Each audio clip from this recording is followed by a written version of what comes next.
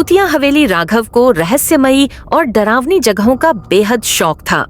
एक दिन उसके दोस्त ने उसे गांव के बाहर एक पुरानी उजड़ी हुई हवेली के बारे में बताया जो बहुत सालों से वीरान पड़ी थी। कहते थे कि उस हवेली में जो भी गया वापस नहीं लौटा।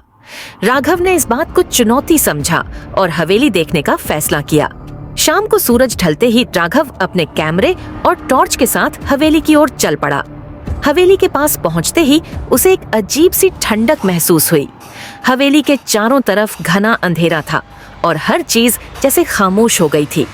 उसने हवेली का भारी दरवाजा खोला जो कड़कड़ाहट की आवाज के साथ खुला और वो अंदर दाखिल हुआ।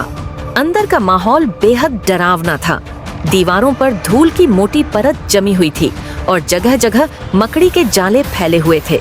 चलते चलते राघव को ऐसा लगा कि उसके पीछे कोई चल रहा है, पर जब उसने पीछे मुड़कर देखा तो कोई नहीं था। उसने इसे अपनी गलतफहमी मान लिया और आगे बढ़ गया। राघव ने एक कमरे में कदम रखा जहां चारों तरफ अंधेरा था। उसने टॉर्च जलाई तो दीवारों पर खून के धब्बे दिखाई दिए। उसे हल्की सी आवाज सुनाई दी, मानो कोई फुसफुसा रहा हो। आवाजें धीरे धीरे तेज होने लगीं, जैसे कोई राघव को पुकार रहा हो। अब उसका दिल तेजी से धड़कने लगा था, लेकिन जिज्ञासा उसे आगे ले जा रही थी। जैसे ही राघव एक और दरवाजा खोलने लगा, अचानक दरवाजा खुद ब खुद खुल गया।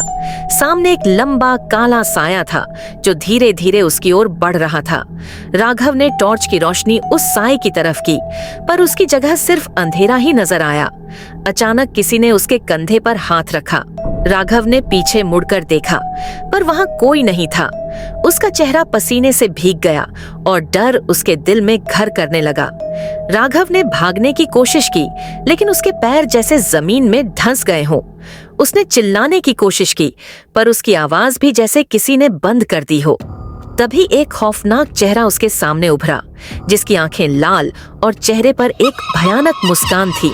वह चेहरे को देखकर राघव के रोंगटे खड़े हो गए।